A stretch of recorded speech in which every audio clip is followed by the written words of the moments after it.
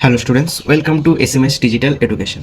আজকে আমি তোমাদের সঙ্গে নিট লেভেল এক্সামের জন্য কিছু কোশ্চেন নিয়ে তোমাদের সঙ্গে আলোচনা করব।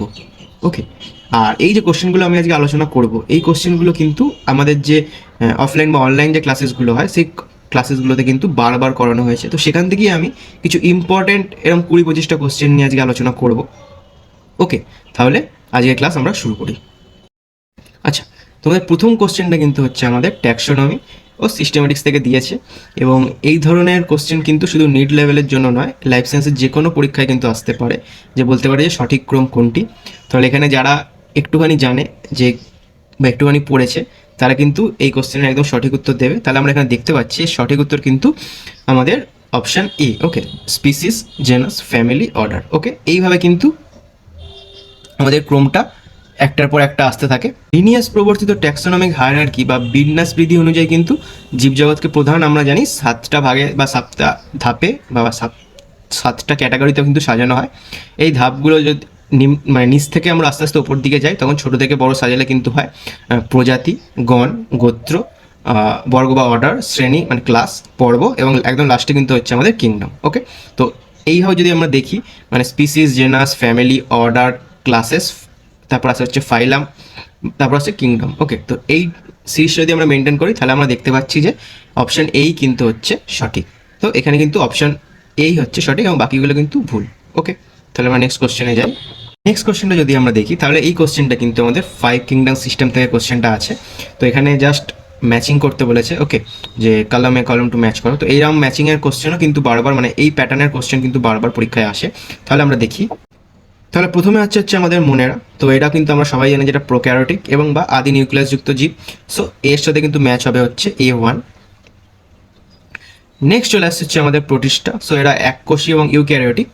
সো যেমন আমাদের অ্যামিবা হতে পারে, প্যারামেশিয়াম। সো বি এর সাথে কিন্তু 2। দেন হচ্ছে আমাদের ফাঙ্গি। তো ফাঙ্গি আমরা সবাই জানি, এটাও জানি হচ্ছে ফাঙ্গি হচ্ছে পরজীবী এবং এদের কোষপ্রাচীর কাইটিন দ্বারা গঠিত। সো সি এর সাথে হচ্ছে C3। এবং লাস্টে হচ্ছে আমাদের উদ্ভিদ রাজ্য প্ল্যান্টি। সো এরা হচ্ছে বহুকোষী এবং এরা নিজেরা নিজের খাদ্য তৈরি করতে পারে। সো অর্থাৎ এরা স্বভোজী। সো ডি এর সাথে কিন্তু 4। তাহলে এখানে কিন্তু রাইট অপশন হয়ে যাচ্ছে আমাদের অপশান এ। ওকে, মানে A1, B2, C3 এবং D4। ওকে ওকে, তাহলে আমাদের নেক্সট কোশ্চেন যদি আমরা দেখি, তো এই কোশ্চেনটা কিন্তু দিয়েছে যে প্ল্যান্ট বডির স্ট্রাকচারাল অর্গানাইজেশন থেকে। ওকে, তো এটা কিন্তু খুবই সোজা কোশ্চেন, যে স্ট্রাকচারাল অর্গানাইজেশন থেকে যে রুট হেয়ার প্রডিউস হচ্ছে কোথা থেকে। ওকে, বা কোন জায়গা থেকে। তাহলে এটার সঠিক অ্যান্সারটাকে আমি দিয়ে দিই। তো এটা কিন্তু হয়ে যাবে অপশান এ, ম্যাচুরেশন।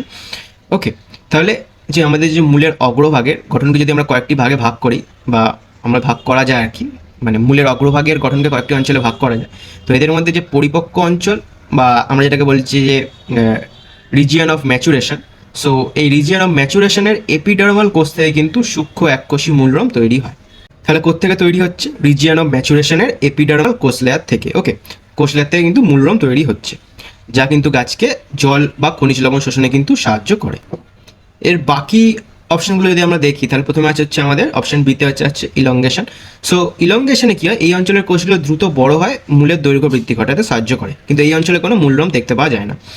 ওকে, দেন হচ্ছে আমাদের অপশন সিতে যেটা বলছে মেরিস্টেমেটিক অ্যাক্টিভিটি। তো এখানে কিন্তু কোষগুলো ক্রমাগত বিভাজিত হয়, বা সো এখানেও কিন্তু মূলরম দেখতে পাওয়া যায় না।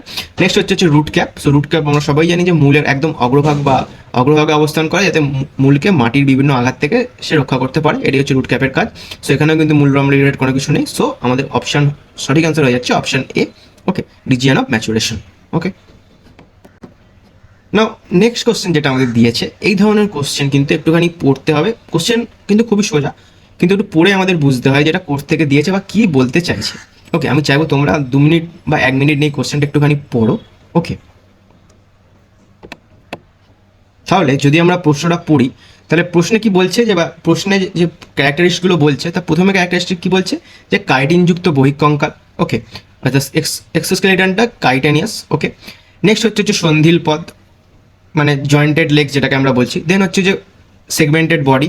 ওকে, তাহলে এই 3টে ক্যারেক্টারিস্টিক্স কোন পর্বের প্রাণীদের দেখতে পাওয়া যায়?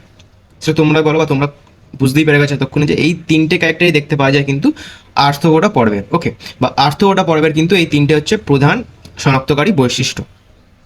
ওকে, তাহলে নেক্সট তাহলে কোশ্চেনে যে অপশনগুলো বলেছে যে তাহলে অপশনগুলোর মধ্যে কোন অপশনটা এই আর্থ্রোপোডা পর্বের প্রাণীতে দেখতে পাওয়া যায়। তাহলে এখানে কিন্তু আমরা দেখতে পাচ্ছি যে সবচেয়ে সোজা আনসার যেটা সেটা হচ্ছে যে আর্থ্রোপোডা পর্বের স্থলজ প্রাণী যেমন পতঙ্গ বা পতঙ্গদের শ্বাসকার্য চালানোর জন্য একটি বিশেষ শ্বাসনালীতন্ত্র থাকে, সেটাকে আমরা বলি ট্রাকিয়াল সিস্টেম।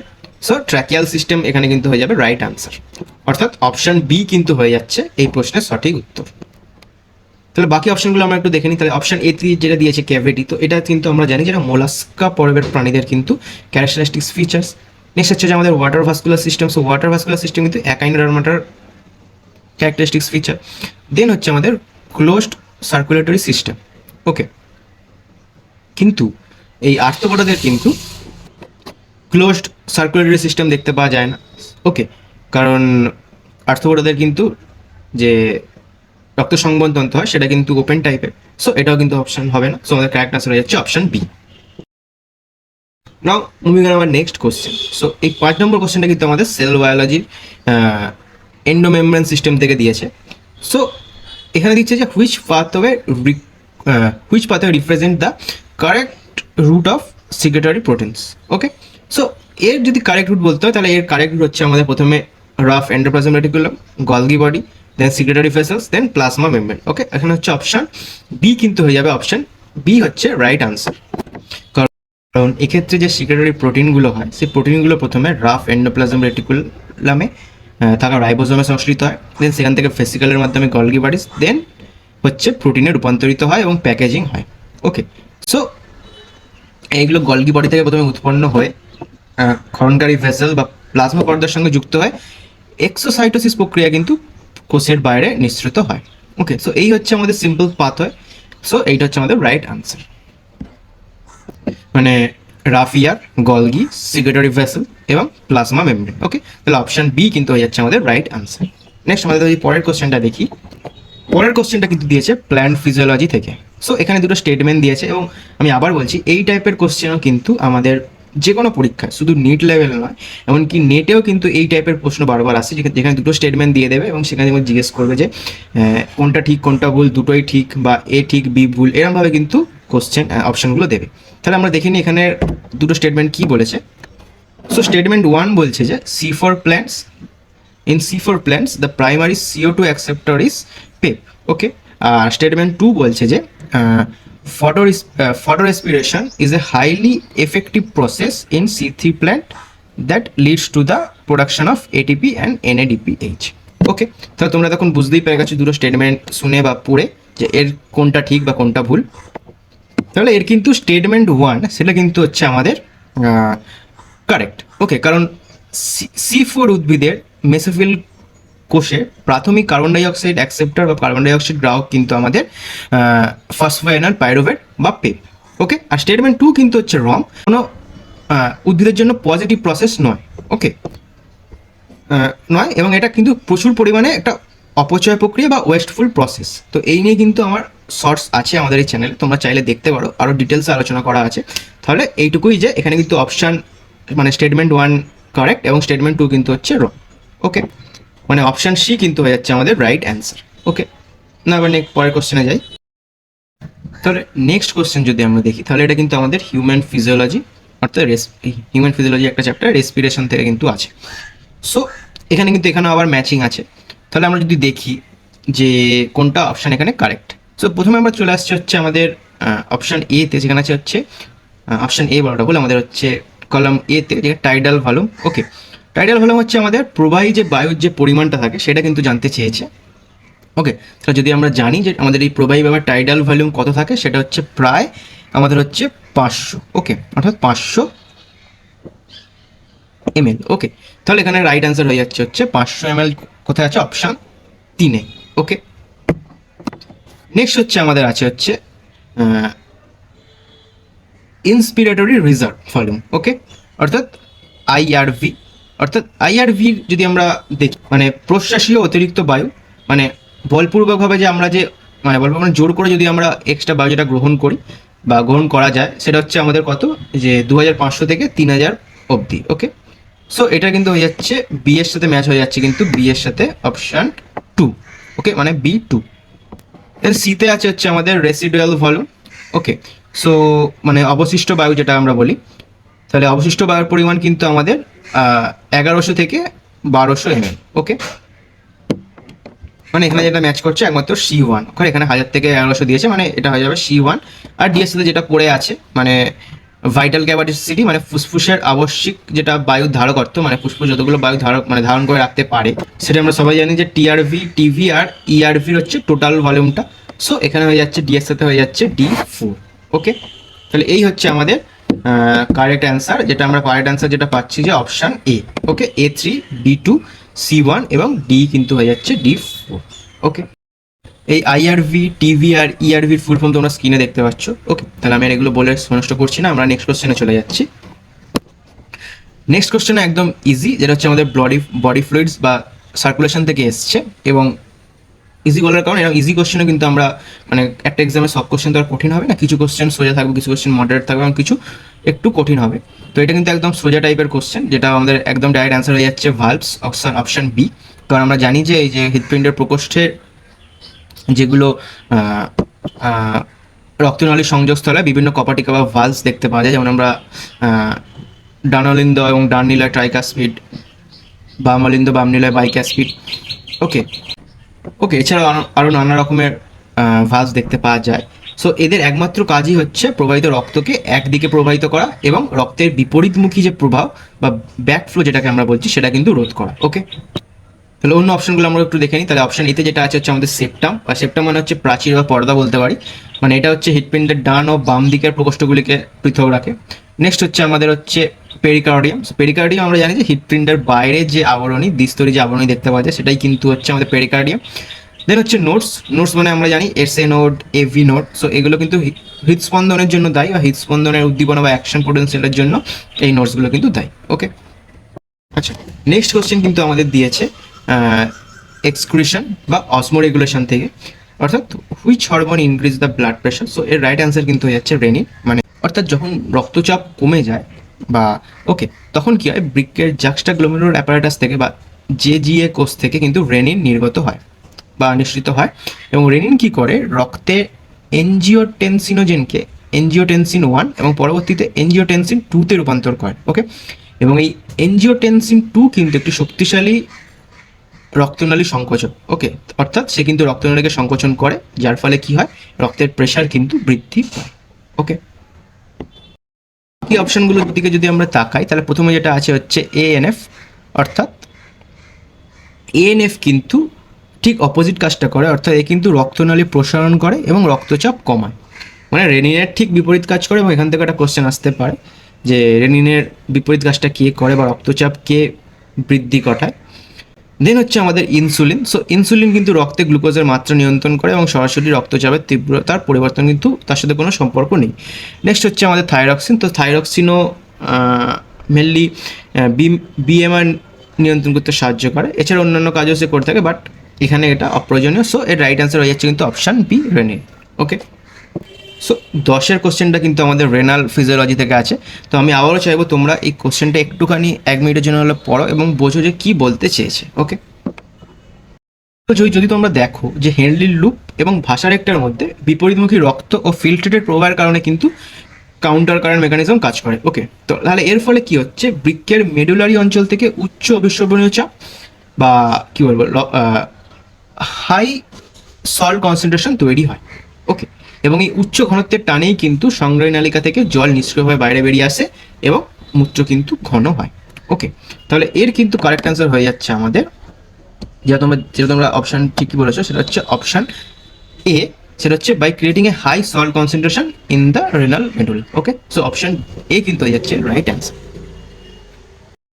ওকে, তাহলে যদি আমরা নেক্সট কোশ্চেনটা দেখি, এখানে বলেছে যে জিব্রেলিন হরমোন কে আবিষ্কার করেন, এবং এখানে 4টা অপশান দিয়েছে। তাহলে আমি একে একে আসছি, শুধু জিব্রেলিন নয়, এটা যদি জিব্রেলিন দিয়ে এখানে কোশ্চেনটা দেওয়া হয়েছে, এটা অক্সিন দিয়েও আসতে পারে, সাইটোকাইনিন দিয়েও আসতে পারে, যে কোনো হরমোন দিয়ে আসতে পারে। তাহলে প্রথমে আমরা জানি যেটা হচ্ছে auxin hormone. So auxin hormone কিন্তু সর্বপ্রথম যিনি আগে তার উপলব্ধি করেন যে অক্সিন হরমোন বলে কোনো একটা হরমোনের অস্তিত্ব থাকতে পারে, তিনি কিন্তু হচ্ছেন চার্লস ডারউইন। ওকে, চার্লস ডারউইন কিন্তু সর্বপ্রথম এই অক্সিন হরমোন নিয়ে কথা বলেন এবং পরবর্তীকালে পরবর্তীকালে বিজ্ঞানী FW ওয়েন্ড কিন্তু এই অক্সিন হরমোনকে কিন্তু সম্পূর্ণরূপে আইসোলেট করে।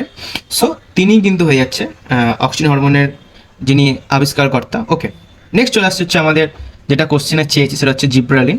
সো জিব্রালিনের আবিষ্কারকর্তা কিন্তু হচ্ছে আমাদের জাপানি সায়েন্টিস্ট কুরোসাওয়া। ওকে, কুরোসাওয়া কিন্তু আমাদের জিব্রালিন হরমোন তিনি আবিষ্কারকর্তা। নেক্সট চলে আসছে হচ্ছে আমাদের সাইটোকাইনিন। ওকে, সাইটোকাইনিন হরমোনের কিন্তু এই সাইটোকাইনিন হরমোনের এখানে যেটা অপশন দিয়েছে অপশন সি, সেটা হচ্ছে স্ক্রুপ এবং মিলার, এই দুজন কিন্তু সাইটোকাইনিন হরমোনটি কিন্তু খুঁজে বার করে। ওকে, নেক্সট যদি আমরা ইথিলিন নিয়ে বলি, সো ইথিলিন কিন্তু যিনি আবিষ্কার করেন তিনি হচ্ছেন সায়েন্টিস্ট, তিনি হলেন কাজিন্স এবং পরবর্তীকালে হচ্ছে গ্রেন।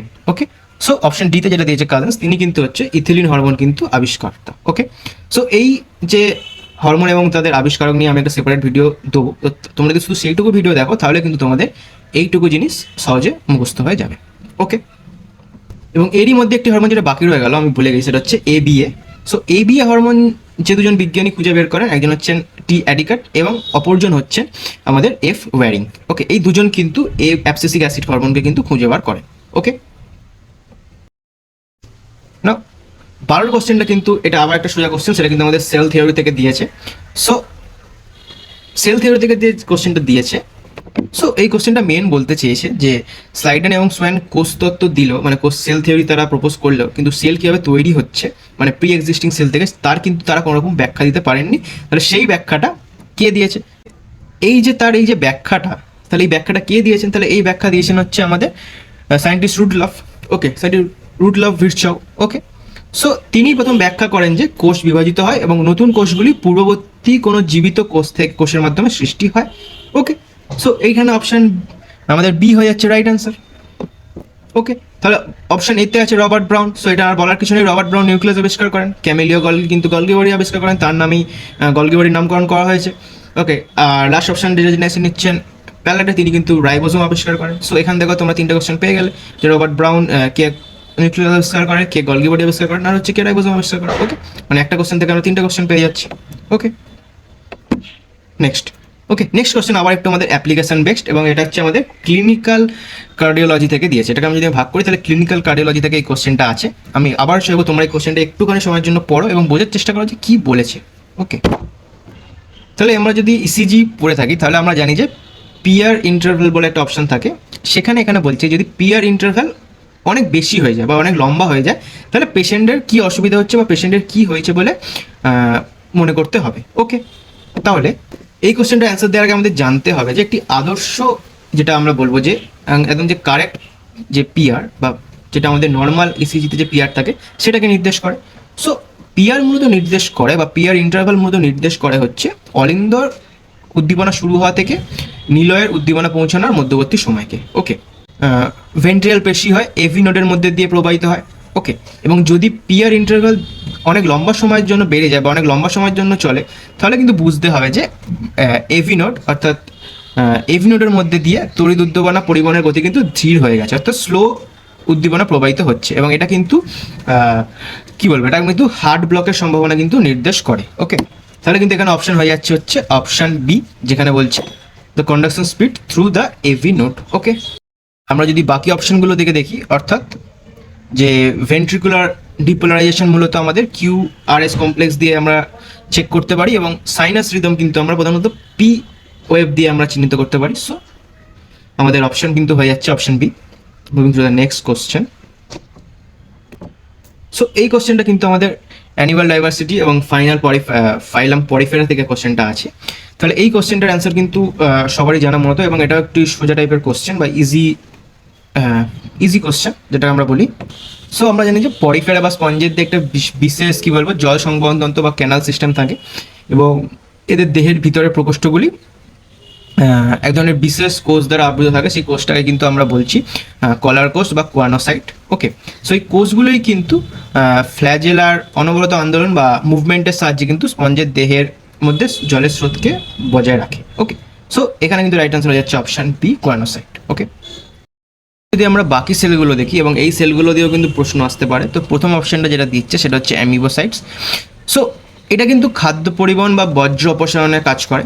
নেক্সট হচ্ছে পিনাকোসাইটস। তো এরা কিন্তু স্পঞ্জের দেহের বাইরে থাকা, এটা হচ্ছে প্রতিরক্ষামূলক সেল বা প্রতিরক্ষামূলক স্তর বলে আমরা বলতে পারি।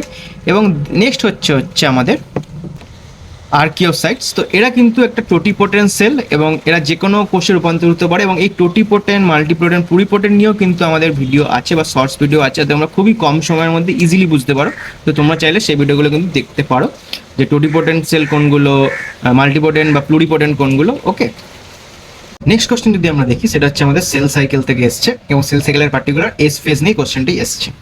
ওকে, তাহলে এই আবার একটা টাইপের কোশ্চেন আমরা দেখছি, যেখানে আমাদের এরম একটা স্টেটমেন্ট দিয়ে দেবে, তার রিজন বলতে বলবে এবং বলবে যে কোনটা ঠিক কোনটা ভুল বা দুটোই ঠিক দুটোই ভুল, এরম কিন্তু কোশ্চেন আসবে। ওকে, তাহলে তোমরা একটুখানি এই দুটো স্টেটমেন্ট বা সেন্টেন্স পড়ো। তাহলে যদি আমরা এইগুলো পড়ি তাহলে আমরা বুঝতে পারবো যে এই দুটো এ আর বি দুটোই কিন্তু ট্রু, কিন্তু B is not correct explanation of A. Okay, মানে এখানে অপশন বি কিন্তু রাইট অ্যান্সার। সো প্রথমে যেটা আছে অ্যাসার্শন, এটা কেন সত্য বা কেন ট্রু। সো ইন্টারফেসের এস ফেজ বা সিনথেসিস ফেজেই কিন্তু ডিএনএর প্রতিরূপ গঠন বা রেপ্লিকেশন ঘটে, একে আমরা ডিএনএ দ্বিত্বকরণও বলি। সো এটা কিন্তু রেপ্লিকেশন ঘটে, সো এটা ট্রু। রিজন কেন, যে এস ফেজে কিন্তু ডিএনএ পরিমাণ দ্বিগুণ হয়, অর্থাৎ আমরা জানি যে 2C থেকে 4C বা যাদের C থেকে 2C হয়, কিন্তু সেখানে কিন্তু ক্রোমোজোমের সংখ্যার কোনো পরিবর্তন হয় না, শুধুমাত্র ডিএনএ সংখ্যায় দ্বিগুণ হয়। ওকে, সো এই রিজনও কিন্তু সঠিক। ওকে, কিন্তু অ্যাসারশনের সঠিক রিজন কেন সেকেন্ড সেন্টেন্সটা নয়, কারণ রিজনে যেটা বলা হয়েছে সেটা আসলে এস ফেজে ডিএনএ রেপ্লিকেশনের একটি ফলাফল বা বৈশিষ্ট্য হিসাবে আমরা বলতে পারি। তাই জন্য এটা কিন্তু সঠিক ব্যাখ্যা দিতে পারছে না, মানে দুটো সেন্টেন্সই ঠিক কিন্তু একটা অন্যটার ব্যাখ্যা না। ওকে, তাই জন্য অপশন আমাদের বি কিন্তু রাইট অ্যান্সার। ওকে, নেক্সট কোশ্চেনটা কিন্তু আমাদের আছে ইনফ্লোরোসেন্স প্যাটার্ন থেকে। সো এখানে বলছে যে ইন রেসিমাস ইনফ্লোরোসেন্স দ্য মেন অ্যাক্সিস, অর্থাৎ যে প্রধান ফুলের যে দণ্ডটা থাকে সেটা রেসিমোসে কেমন থাকে। ওকে, তাহলে আমরা জানি যে রেসিমোস ইনফ্লোরোসেন্সে বা যেটাকে আমরা বলতে পারি যে অনিয়ত পুষ্পবিন্যাসের ক্ষেত্রে পুষ্পদণ্ডটি, যেটাকে আমরা প্রধান অক্ষ বা মেন অ্যাক্সিস বলি, সেটা কিন্তু অনির্দিষ্টকাল ধরে চলতে থাকে। ওকে, কারণ এদের অগ্রভাগে কিন্তু কোনো ফুল তৈরি হয়, সেটা বৃদ্ধিটাকে বন্ধ করে না। ওকে, অর্থাৎ এখানে কিন্তু ফুলগুলো পার্শ্বীয়ভাবে বা অ্যাগ্রোপেটালভাবে কিন্তু সজ্জিত থাকে। ওকে, মানে বয়সে ছোট ফুলগুলো ওপর দিকে এবং বড় ফুলগুলো নিচের দিকে থাকে, অর্থাৎ এখানে কিন্তু অনির্দিষ্টকালে চলতে থাকে। তাহলে রাইট অ্যান্সার কিন্তু হয়ে যাচ্ছে option B, continue to grow indefinitely. Okay, so option B কিন্তু রাইট অ্যান্সার। আর যদি আমরা অপশন এ আর অপশন সি দেখি, তাহলে এখানে কিন্তু প্রধান অক্ষের অগ্রভাগে ফুল উৎপন্ন হয় বৃদ্ধিকে স্টপ করে দেওয়ার কথা বলা হচ্ছে। সো এটা কিন্তু বেসিফেটাল বা আমরা বলতে পারি হচ্ছে সাইমোস পুষ্পবিন্যাসের কিন্তু বৈশিষ্ট্য। কোশ্চেনটা যদি আমরা দেখি, যে এখানে প্ল্যান্ট ফ্যামিলিজ থেকে কোশ্চেন এসছে যে কোন ফ্যামিলি হচ্ছে ফ্যাবিয়েসির মধ্যে কোন প্ল্যান্টার এখানে এক্সাম্পল। ওকে, সো ফ্যাবিকেসিকে কিন্তু আমরা লেগুমিনোসিও বলে থাকি। সো লেগুমিনোসি মানে আমাদের যেগুলো বিভিন্ন ধরনের ডাল এই জাতীয় উদ্ভিদ কিন্তু এই ফ্যামিলির আন্ডারে পড়বে। সো আমাদের এখানে আমি দেখতে পাচ্ছি একমাত্র অপশন বি যেটা দিয়েছে হচ্ছে লেন্টিসেল, অর্থাৎ লেন্স ক্যালোনারিস। ওকে, লেন্স ক্যালোনারিস যেটাকে আমরা বলি। সো এটা কিন্তু হচ্ছে আমাদের অপশন ঠিক, এটা কিন্তু আমাদের মুসুর ডাল যেটা আমরা খাই, তো সেটারই কিন্তু সাইন্টিফিক নেম। ওকে, সো অপশন বি কিন্তু রাইট অ্যান্সার। আর এবার যদি আমরা বাকি অপশনগুলোর দিকে চোখ রাখি, তাহলে অ্যাট্রো বা বেলেডোনা, কিন্তু এটা তো আমরা খুবই ইজি, তো এটা কিন্তু সোলানেসি ফ্যামিলির আন্ডারে পড়ছে। তারপর টিউলিপা হচ্ছে লিলিয়েসি। ওকে, আর লাস্টে যেটা আছে হচ্ছে আমাদের লোবুলারিস, তো সেটা কিন্তু হচ্ছে ব্রাসিকেসির মধ্যে পড়ছে। হ্যাঁ, ব্রাসিকেসির মধ্যে এটা কিন্তু পড়ছে। ওকে, দেন 18 নম্বর কোশ্চেন। সো 18 নম্বর কোশ্চেন যেটা কোশ্চেনটা আছে মেরিন বায়োলজি থেকে বা একাইনোডার্মাটা পর্ব থেকে। সো এই কোশ্চেনটা কিন্তু আমি আগে আলোচনা করে দিয়ে এসেছি যে ওয়াটার ভাস্কুলার সিস্টেম হচ্ছে কাদের ক্যারেক্টারিস্টিক্স ফিচার্স, তো এটা কিন্তু হচ্ছে একাইনোডার্মাটাদের কিন্তু ক্যারেক্টারিস্টিক্স ফিচার্স। তো right answer is option C. Okay, আর যদি আমরা বাকি অপশনগুলো দেখি, তো পরিফেরার কিন্তু ওয়াটার ক্যানাল সিস্টেম থাকে, ওয়াটার ভাস্কুলার সিস্টেম নয়। নিডারিয়ার হচ্ছে গ্যাস্ট্রোভাস্কুলার সিস্টেম থাকে। আর হচ্ছে যে মোলাস্কাদের কিন্তু আমাদের পেশিবহুল পথ বা হচ্ছে আমাদের যেটা মেন্টাল গহ্বর যেটাকে আমরা বলছি মেন্টাল ক্যাভিটি, তো সেটা কিন্তু হচ্ছে মোলাস্কাদের ক্যারেক্টারিস্টিক্স ফিচার্স। ওকে, তাহলে এই হচ্ছে আমাদের ওয়াটার ভাস্কুলার সিস্টেম, তাহলে অপশন সি হচ্ছে রাইট আনসার। ওকে, ওকে 19 নম্বর কোশ্চেন যেটা আমরা দেখতে পাচ্ছি সেটা কিন্তু খুবই ইম্পর্টেন্ট এবং বিভিন্ন পরীক্ষায় এসছে, এবং আমাদের যখন SMS ডিজিটাল এডুকেশনে যখন আমাদের মক টেস্ট হয়েছে তখনও কিন্তু আমরা এই কোশ্চেনটা বারবার রেখেছি যে lichens are the symbiotic association between. Okay, তাহলে এই কোশ্চেনের অ্যান্সার কিন্তু হয়ে যাবে হচ্ছে অ্যালগি অ্যান্ড ফাঙ্গি। তাহলে এবার কেন বলা হয়? তো লাইকেন হলো, যেটা আমরা বললাম যে শৈবাল এবং ছত্রাকের হচ্ছে একটি পারস্পরিক মিথজীবী সম্পর্ক। ওকে, কারণ এখানে শৈবাল কি হয়, শৈবাল হচ্ছে সালোক সংশ্লেষ প্রক্রিয়ার মাধ্যমে কি হয়, খাদ্য তৈরি করে। আর ছত্রাক, ওকে, ছত্রাক হচ্ছে আশ্রয় প্রদান করে তাকে এবং জল জল মানে ওয়াটার আর মিনারেলসের সরবরাহ করে। ওকে, অর্থাৎ এ ওকে খাবার দেয় এবং এ ওকে কাঁচামাল দেয়, মানে খাবার তৈরির জন্য কিছু পরিমাণ কাঁচামাল সে সরবরাহ করে। সো এটা একটা খুবই ইম্পর্টেন্ট কোশ্চেন যে লাইকেন কার কার মিথজীবী সম্পর্ক হচ্ছে algae and fungi. Okay, so next question কিন্তু হচ্ছে আমাদের আবার হচ্ছে একটু ইজি ক্যাটাগরির কোশ্চেন। সো এখানে রাইট আনসার আমরা সবাই জানি। সো এই রাইট আনসারটা আমাকে আর বারবার বলতে হবে, সেটা হচ্ছে ক্যাপসিড। সো ভাইরাসের গঠন সিম্পল টাইপের গঠন আমরা জানি, এবং এর বাইরের দিকে যে প্রোটিন নির্মিত প্রতিরক্ষা স্তর থাকে সেটা কিন্তু ক্যাপসিড বলে। ওকে, এরপর যদি আমরা বাকি অপশনগুলোর দিকে দেখি, প্রথমে আছে হচ্ছে ভেরিয়ান। সো এটা কিন্তু হচ্ছে সংক্রামক ক্ষমতাযুক্ত, মানে যেটা ইনফেক্ট করতে পারে সেরকম একটা ভাইরাসের কণা।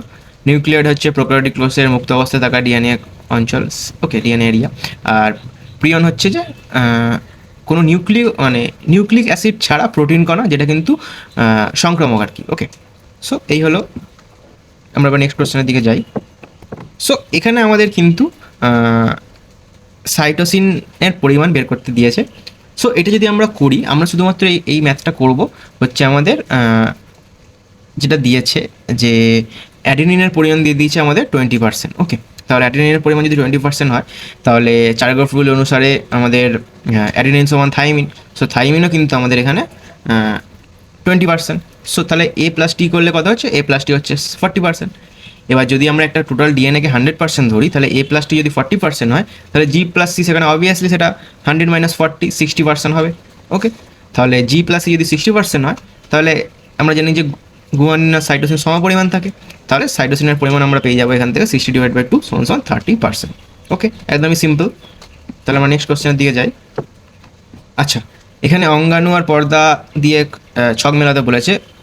ওকে ওকে, আচ্ছা, এখানে অ্যান্সারটা এখানে দেওয়া গেছে। ওকে, তাহলে রাইট আনসার হচ্ছে আমাদের অপশান এ, যেটা দিয়েছে, মানে হচ্ছে A1, B3 আর C2 একদম পাশাপাশি করে দেওয়া আছে, কারণ মাইটোকন্ড্রিয়া মানে double membrane, lysosome single membrane, আর রাইবোজোম কিন্তু নন মেমব্রেনেবল, হচ্ছে রাইবোজোমের কিন্তু কোনো মেমব্রেন থাকে না। ওকে, তাহলে এই ছিল আমাদের আজকের কিছু কোশ্চেন, যেগুলো খুবই ইম্পর্ট্যান্ট এবং এগুলো আমাদের ক্লাসে বারবার হয়েছে। তাও আমি আমাদের ইউটিউবের জন্য আরেকবার করে এগুলো আলোচনা করে দিলাম, শুধুমাত্র কারেক্ট অ্যান্সারই নয়, এবং ভুল অ্যান্সারগুলো থেকেও কী কী প্রশ্ন আসতে পারে, মানে ভুল অপশানগুলো থেকে কী কী প্রশ্ন আসতে পারে সেই নিয়েও আমরা আলোচনা করলাম। ওকে, তাহলে এই হচ্ছে। আর এরপর হচ্ছে আমাদের যে কোর্সগুলো করানো হয়ে থাকে, সেই কোর্সগুলোর বিবরণ আছে। তোমাদের যদি এখান থেকে কোনো কোর্সে তোমরা জয়েন হতে চাও, তাহলে আমাদের ইউটিউব চ্যানেলের ডেসক্রিপশানে ওয়েবসাইট আছে, সেই ওয়েবসাইটে গিয়ে কিন্তু তোমরা চেক আউট করতে পারো। ওকে, তাহলে আজকের ক্লাস আমরা এখানেই শেষ করছি। তোমাদের যদি কোনো কোশ্চেন থাকে, তাহলে তোমরা কমেন্ট বক্সে করতে পারো। ওকে, থ্যাংক ইউ।